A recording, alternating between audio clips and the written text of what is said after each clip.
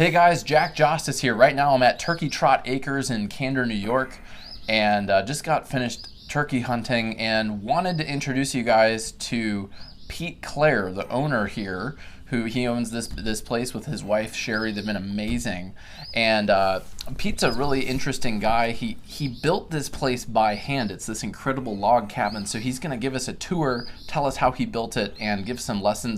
It's a show about social media. It's a show about business folk. It's a show about internet marketing in the form of a video. How long have you been in business, Pete? Jack, this is our 32nd year. 32 years. 1987, I had this crazy idea of building a hunting lodge in upstate New York. Yeah. Everybody that knew us thought we were crazy, but we had this vision, we had this dream. The habitat is here. It's beautiful hardwood ridges and farmland and lots of wildlife. It really is beautiful up here. And Pete, did you grow up around here in Candor? I grew up about 30 miles from here. Okay. In a small town, very similar to Candor, so it's very, very familiar to me. And what did you think it would be like to run a turkey hunting lodge? What gave you the idea to want to do that? Kind of to really be brief on it, it turned out to be on a trip to Virginia, West Virginia, Warm Springs, Virginia, which is on the West Virginia border. A bunch of us went down in the mid-'80s, and we spent 2 or 3 days just getting our bearings and trying to find out where the heck we were. By the time we figured where the turkeys were and where we could go and where we couldn't, it was time to come home. That 10-hour trip home, I thought, I bet there'd be other guys in this situation. So we had the guide cabin over here was free, and I just proclaimed that as Turkey Trot Acres, and I had an outhouse and a wood stove, and that's how we started. Wow. And then a couple of years we outgrew that. Mm-hmm. Well, and now let's give people like a quick tour here. And before that, I want to congratulate you on your turkey. Your first thank day you. in camp. Yeah, my first day in camp. Your first time a nice big mature gobbler. That's what it's all about. Oh man, that was so exciting.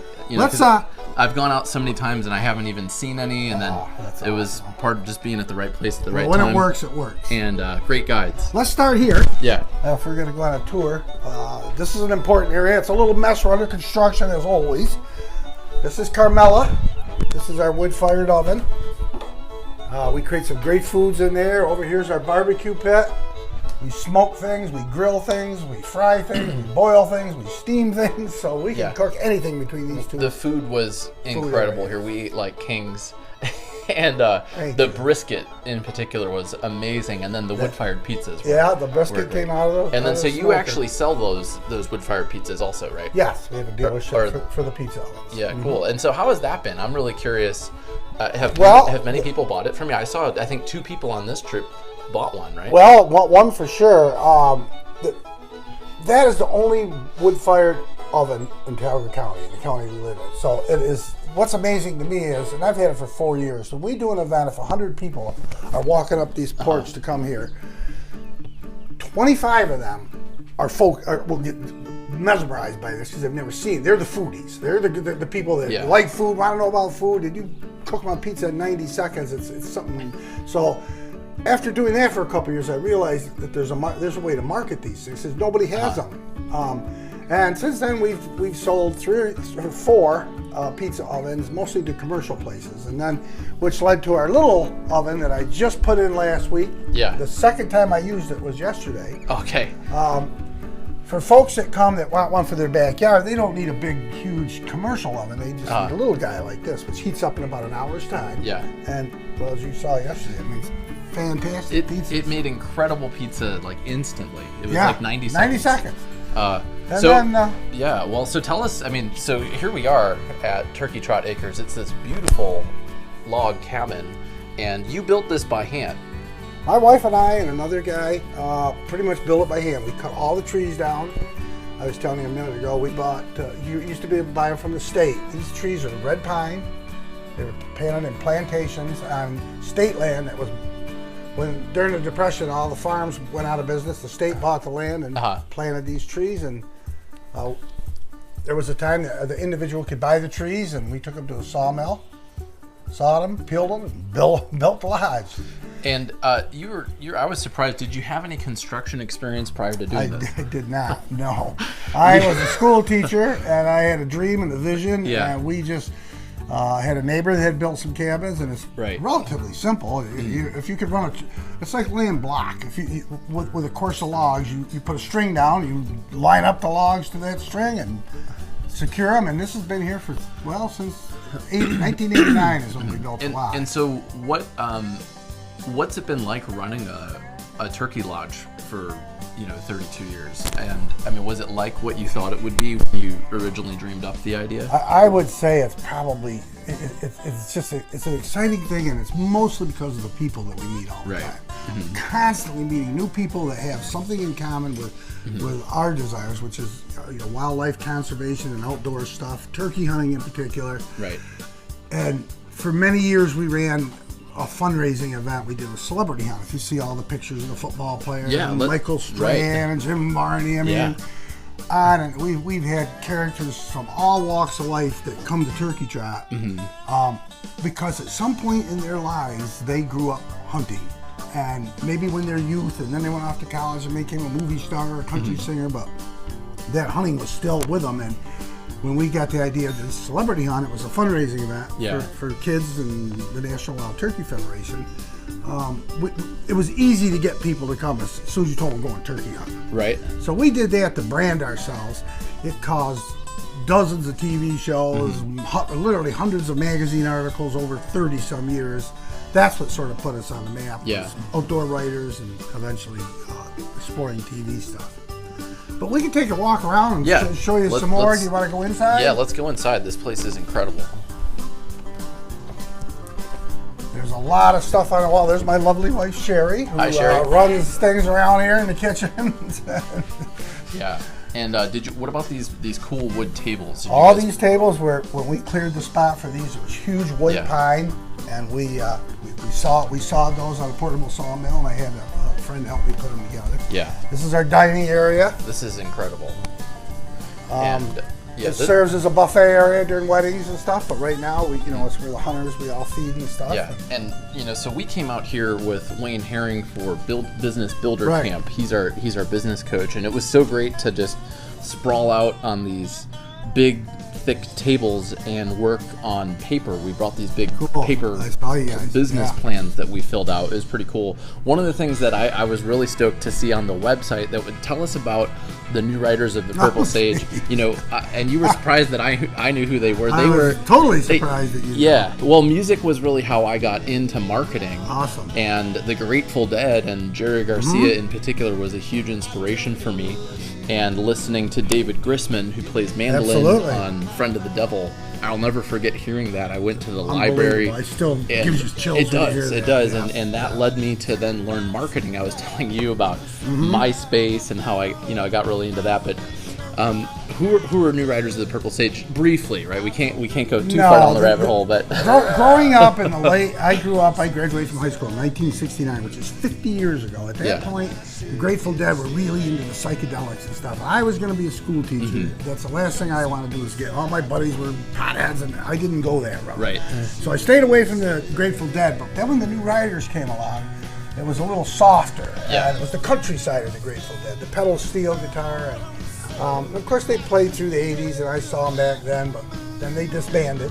Right. And then in 2005, they all of a sudden decided to get together for a five-stop tour. Wow. One of them was 45 minutes from here.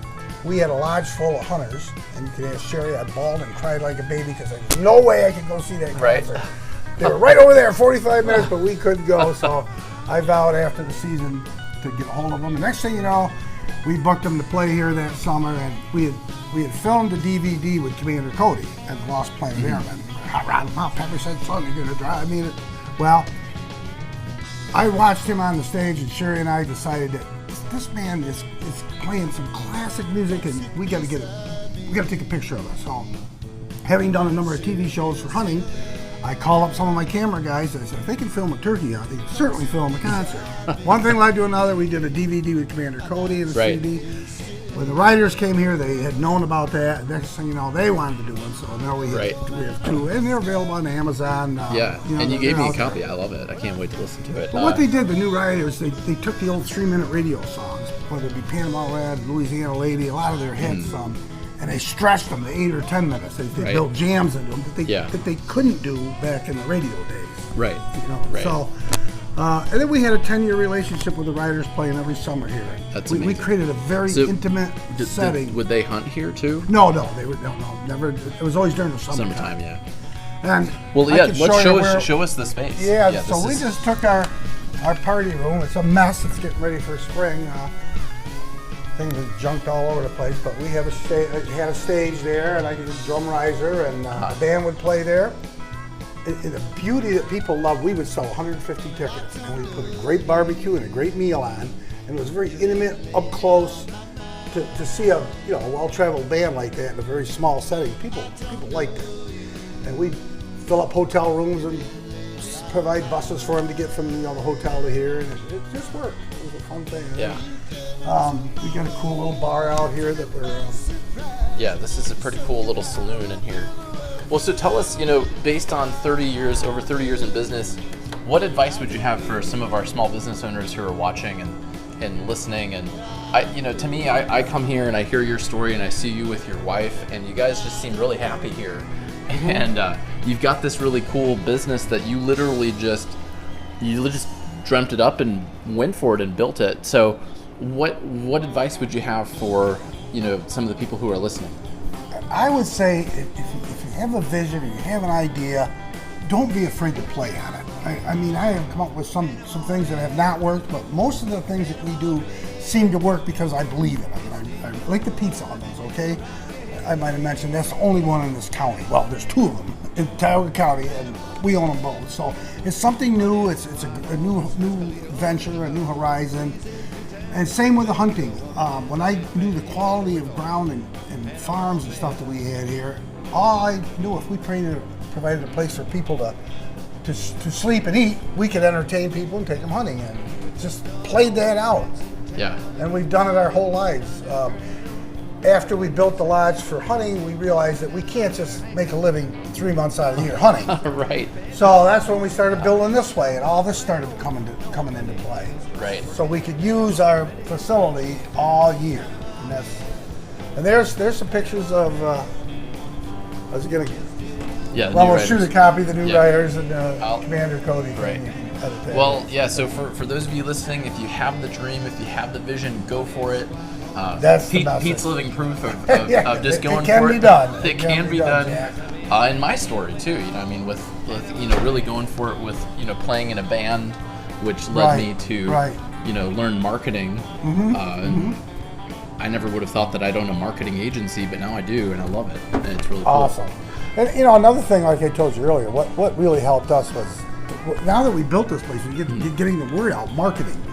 Back in the day, it was outdoor writers, and I invited outdoor writers here, and they would come for free, and if I was confident that we'd give them a good hunt, and we did, and they would write stories in major, we've been in literally dozens of magazine articles and a couple dozen TV shows, and that's how we promoted our business.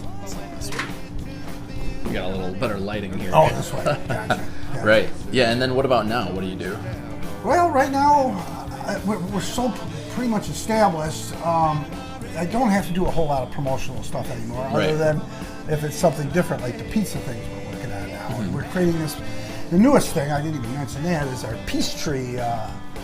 We've got a site on a neighboring property that we own, where there happens to be an oak tree that was an acorn in 1862. I did the circumference on it. It's a red oak. It's 167 years old. It was basically an acorn during the Civil War.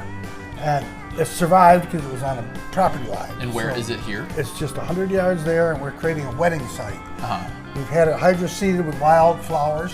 There's log benches. There's going to be a peace sign on the tree. Yeah, we'll go take a look at it. Let's take a look. Sure. Yeah. Basically what we have is the early stages of our wedding ceremony site. We fabricated this little chapel in the woods, the peace sign. Over here is a split rail fencing that will be put in tomorrow. We're digging holes. We're going to put split rail fencing, and then we will plant all kinds of tall growing, flowering stuff that's going to fill in all behind that for pictures. And so tell us about this oak tree. This oak tree. Let's go back a little. Let me get a little That oak tree has a circumference of about 10 foot 3 inches, and if you go to you know, there's websites that'll tell you that that tree was actually an acorn in about 1862, give or take. But I thought that was cool. When Abraham Lincoln was president or thereabouts, this tree was being born, and here it is today. Wow. It's the biggest tree on this mountain, and it survived because it happens to be on a border. There's a property border, which we own here too, or that would have been cut down years ago. And we just thought it's kind of neat to have a 160-year-old tree as a place. And what's wrong with a peace sign on a tree, a peace tree? Yeah, no, that's great. That's great.